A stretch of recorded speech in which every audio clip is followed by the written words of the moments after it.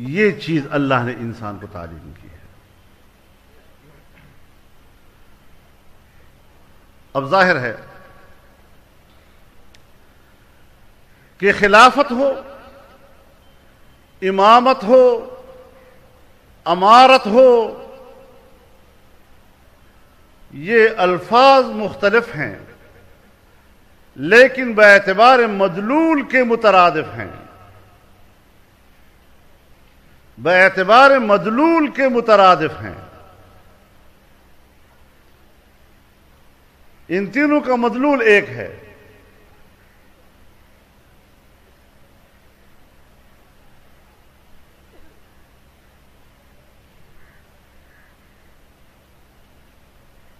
اور اس کا کام کیا ہے؟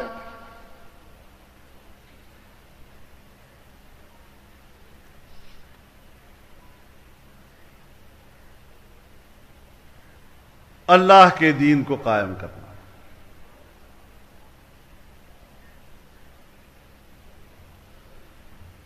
حضرت آدم علیہ السلام کو اور بعد کے انبیاء کو خلفم بعد خلف، ایک کے بعد دوسرا، ایک کے بعد دوسرا، اور یہ ساری چیزیں انسانیت کے اور انسانی معاشرے کے نظم کے لیے تھی۔ تدبیر و انتظام تھا آپ کا کام۔ اب اس تدبیر و انتظام کو جو نام دیا گیا ہے اس کو نام سیاست دیا گیا ہے۔ سیاست تدبیر و انتظام کا نام ہے۔ چنانچہ امام غزالی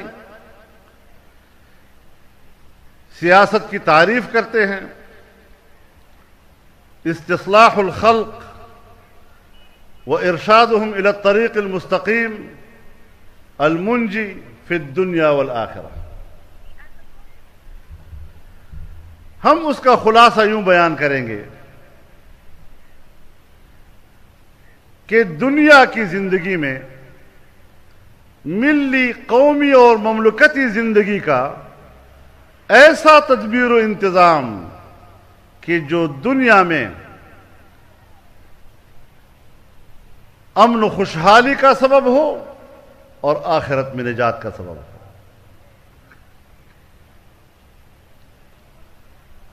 حضرت امام ولی اللہ رحمہ اللہ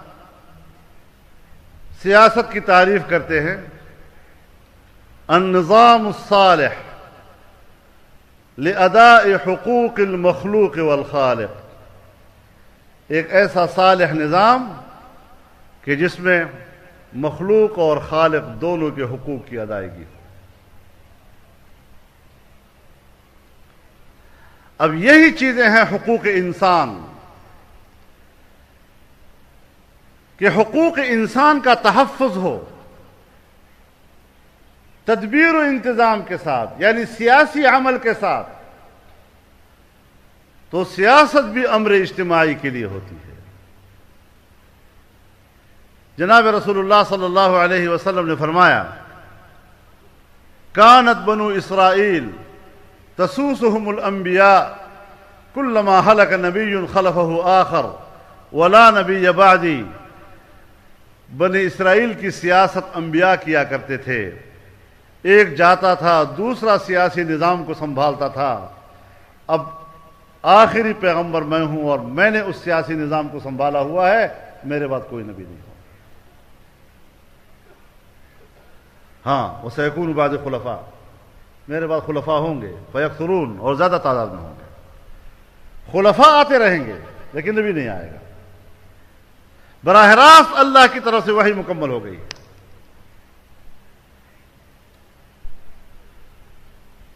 تو تمام انبیاء نے سیاست کی ہے، یعنی تدبیر و انتظام سے کام لیا ہے، وحی کی رہنمائی میں لیا ہے، عقل کی رہنمائی میں لیا ہے۔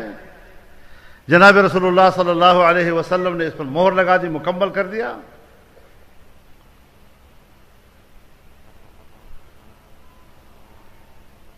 اور ہم سمجھتے ہیں سیاست جو ہے وہ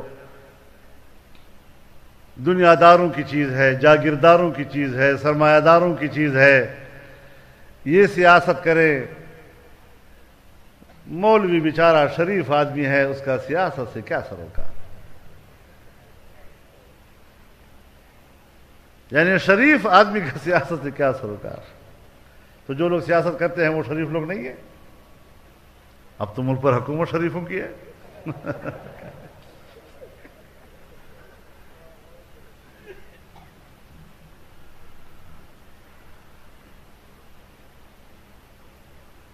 سیاست ساس یسوس سوسا، جیسے قال یقول قولا سوسا و سیاستا۔ اور حضرت اسماء بنت ابی بکر رضی اللہ تعالی عنہا فرماتی ہیں کہ میرے خاوند کا ایک گھوڑا تھا، وَلَهُ فَرَسٌ كُنْتُ أَسُوسُهَا، کہ میرے خاوند کا گھوڑا تھا جس کا تدبیر و انتظام میں کرتی تھی، چارہ وغیرہ کا انتظام میں کرتی تھی۔ لغوی اعتبار سے یہ معنی ہو اس کا۔ اب ہم سے سیاست کے لغوی معنی بھی گم ہو گئے، ہم سے اس کے اصطلاحی معنی بھی گم ہو گئے۔ ہم ماوردی کو بھی نہیں جانتے، ہم غزالی کو بھی نہیں جانتے، ہم ابن عابدین کو بھی نہیں جانتے۔ 500 سے زیادہ تصنیفات تاریخ اسلام میں ہمارے اکابر کی ہیں سیاست کے عنوان سے، اور ہم بس صرف طہارت و استنجا اور وضو میں پھر رہے ہیں، اس سے اوپر نہیں جاتے۔ اتنا عظیم فرض ہم نے کیوں اس کو اتنے حقارت سے اور غیر ضروری چیز سمجھ لیا ہے؟ ہمارے ہاں اگر معاشرے میں کوئی اپنے آپ کو صاف ستھرا رکھنا چاہتا ہے اور یہ چاہتا ہے کہ مجھے لوگ شریف انسان کہیں، تو کہتا ہے یار میرا سیاست سے کوئی تعلق نہیں۔ اب میں یہاں ایک بات عرض کرنا چاہتا ہوں، علماء کرام موجود ہیں، کوئی غلطی ہو جائے، میں مولوی نہیں ہوں، میری ذرا اصلاح کرتے رہیں ضرور۔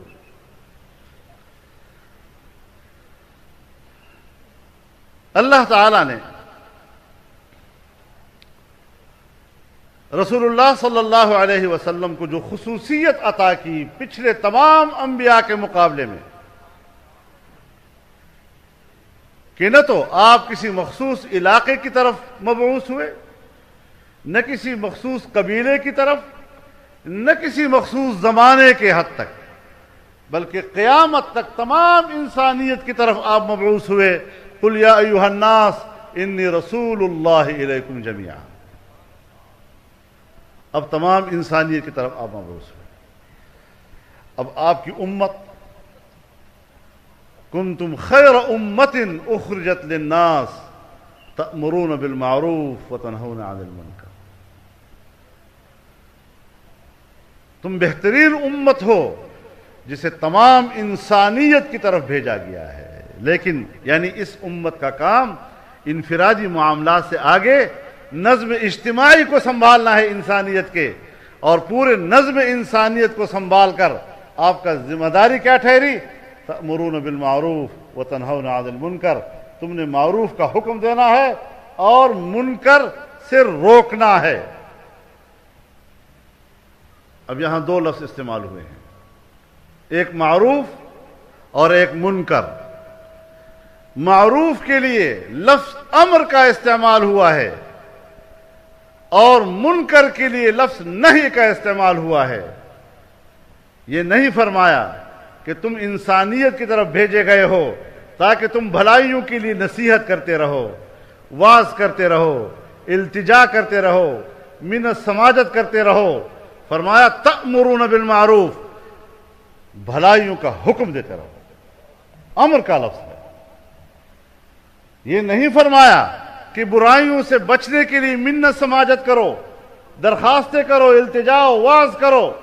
فرمایا روکو ان کو۔ اب حکم دینا اور روکنا، اس کو قرآن کے میزان پہ تولنا ہے، اس کو قرآن کے معیار پہ تولنا ہے۔ اس امت کا جو مقام اللہ رب العزت نے بتایا ہے وہ پوری دنیا پر حاکمیت کا ہے، اور تمام انسانیت پر حاکم بن کر اس کو بھلائیوں کے لیے حکم دینا ہے اور برائیوں سے روکنے کا فرض انجام دینا ہے۔